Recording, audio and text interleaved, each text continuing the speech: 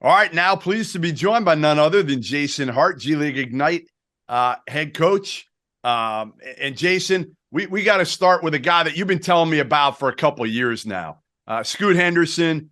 Your comparison a year ago, and you said slow it a little bit, but you said he's got some similarities to Derrick Rose. Mm-hmm. And when you said that to me, obviously, your ears perk up when you hear that because vintage Derrick Rose was a freak, a physical specimen. He had everything that you wanted other than maybe the perimeter shot at that point. This was year two with you with Scoot. Give me, first of all, the progression of Scoot Henderson and maybe what you didn't see year one that you started to see year two. Well, the progression of Scoot this year was his personality. Last year, he was 17 years old, playing on a team with veterans that was 35, 36. So he didn't really have his voice.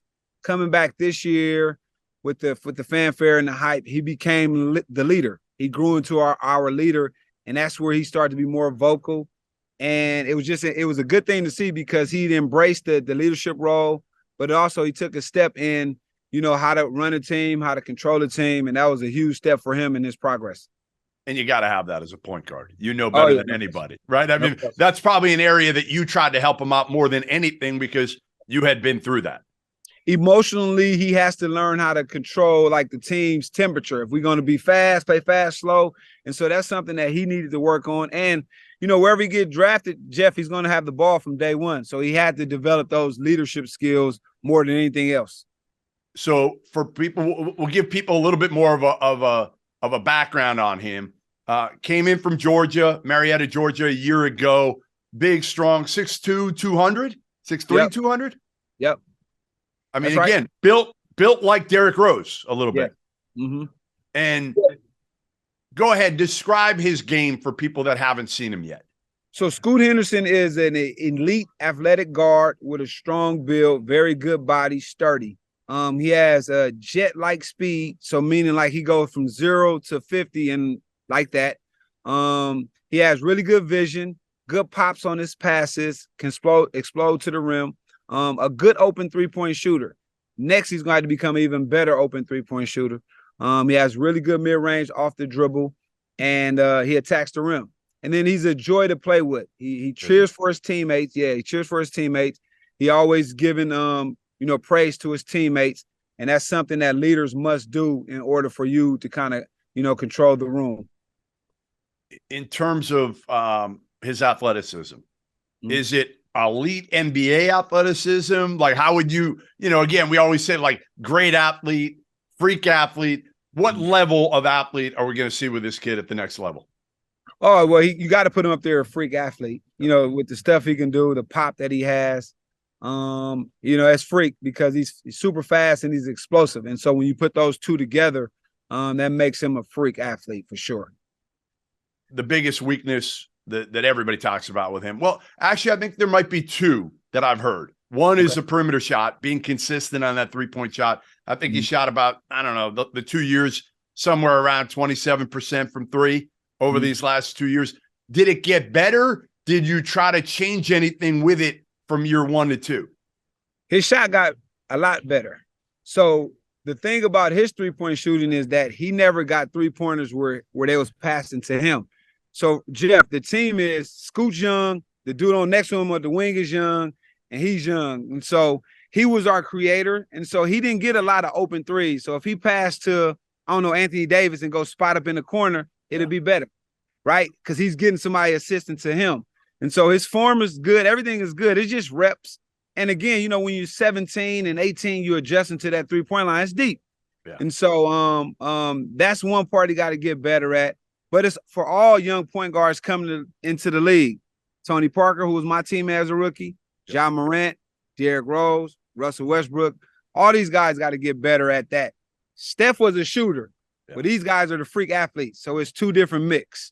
Yeah, there aren't many that you could say have had the ability to do both, right? They've gotten better. Ja's certainly gotten better, but didn't come in as a shooter. Derrick Rose came in kind of as a non-shooter from three. So the area, obviously, for three-point shooting is putting in the work. You can get better. We've seen that over the years with so many different players.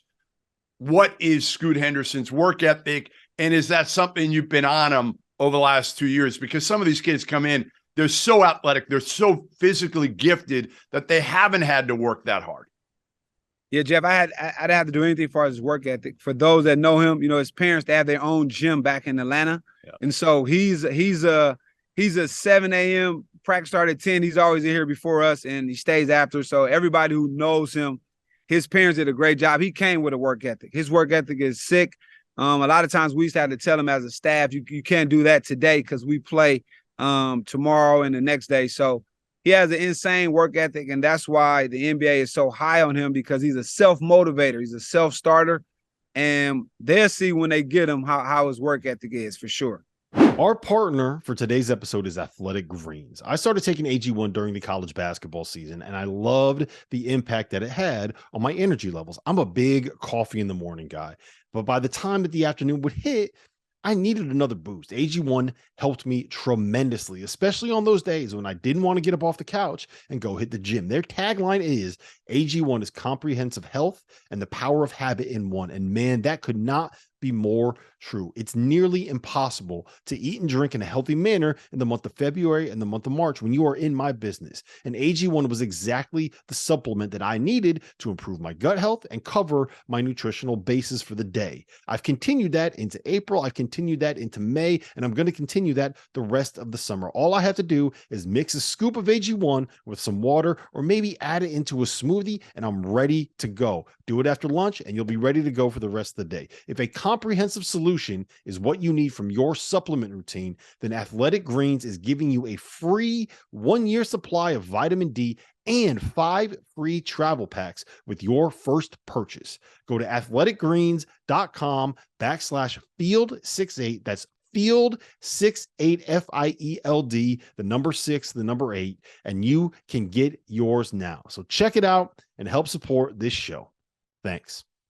So the other, and I'm not sure, again, it's a weakness. It's just more of a question mark, was durability with him a little bit this year, right? He was hurt a decent amount. How much you worry about that, if at all? I don't worry about it at all. His injuries weren't like come to the gym, my foot hurt. He ran into somebody, got knocked out, half unconscious, and then he came back again, had another concussion. So he had 2 concussions.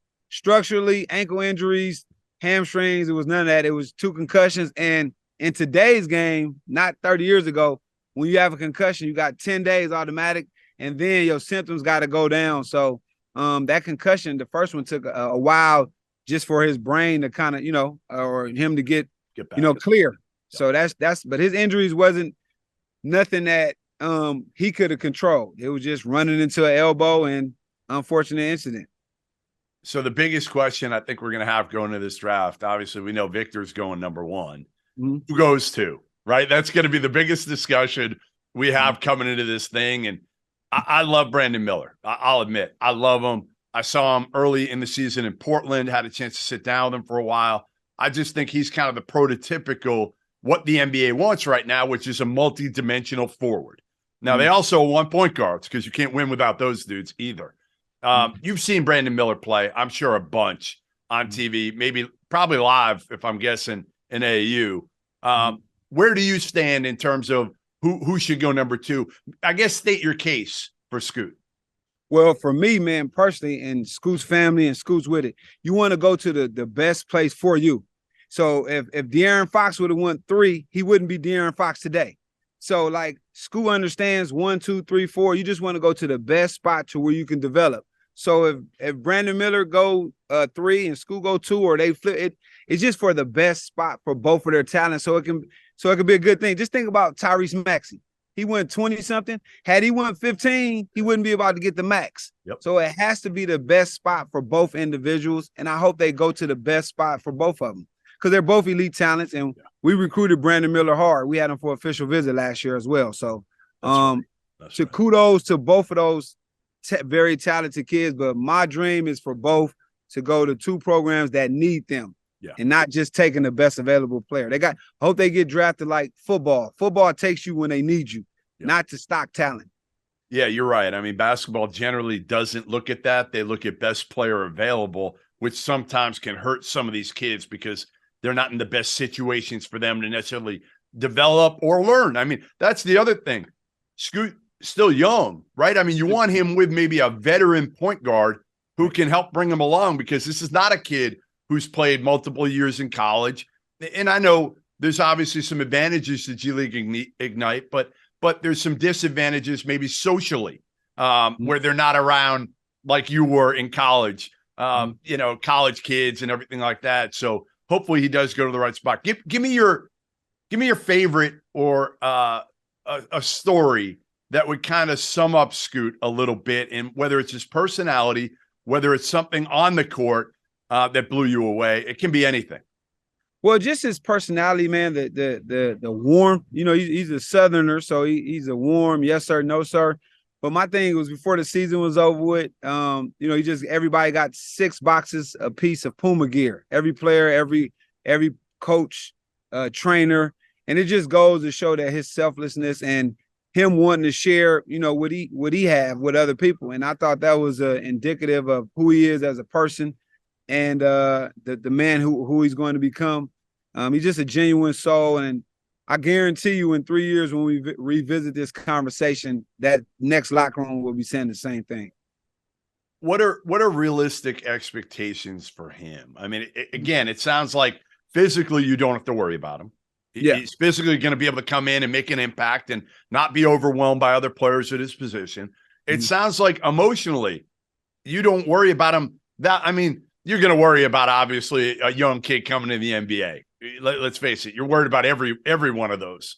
What are realistic expectations for him as a rookie, do you think? Well, I think he's going to have a really good rookie year. For one, Jeff, I was explaining to you earlier, he played with other young players. So had he played with Desmond Wing, 40% three-point shooter, he's scoring more. Had he played with a small forward that's a veteran, lottery pick, he's scoring more, the big man. So the game is going to open up even more. You got to think, every G League game he played this year, they just packed it in, because I had young guys shooting threes, so they didn't really have to guard those guys, right? So now in the NBA, with the core open up even more, he averaged 17, 18 this year. I'm anticipating minimum 15 points. He's going to have a really good rookie year, and Scoot has become what we do in the basketball world, or the sports world. He was the hot name last year. Now we need another name. Yeah, well, that kid is still talented, and look at De'Aaron Fox in year 5 or year 6. So you said it earlier, like every team need a point guard. Now, if De'Aaron Fox got on the open market right now, every team would try to get him, except for the teams that have point guards. And so when is Fox a good comp only in that, not in their body builds, but in their athleticism, somewhat their speed, and is he a pure point like De'Aaron was at the same stage? Well, when I say about De'Aaron Fox, they're two different players. But with De'Aaron Fox, he developed his shooting now. Right.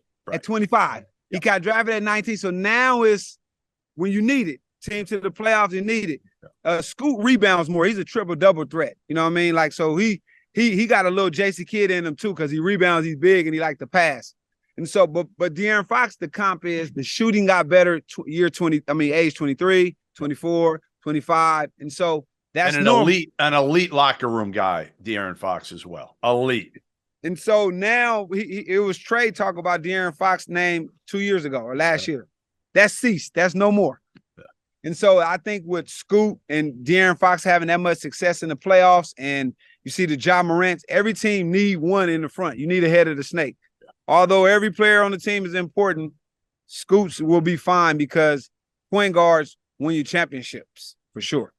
2-to-1 assist to turnover this past year. Yeah. Where do you stand with that, with him and some of his ability to pass compared to, taking care of the basketball and not being reckless? Well, that's one thing that all guards, you want to see as much as you can do. You try it. You want to see what you have. But his decision-making has gotten so much better. And again, with the NBA and all their technology and everything else, the players he'll be surrounded with is going to take off even more. The sky's the limit for him. And I look forward to him having a good rookie year and seeing him in the rookie All-Star game next year. All right, there you have it. The best breakdown you're going to get of Scoot Henderson, lottery pick, maybe the number 2 overall pick from none other than Jason Hart, his coach over there at G League Ignite. Thanks, Jason. Thank you, brother. Thank you for watching the Field of 68. If you've enjoyed what you've seen here, hit that like button, share this link with your friends, or check out the description for some other places that you can consume Field 68 content.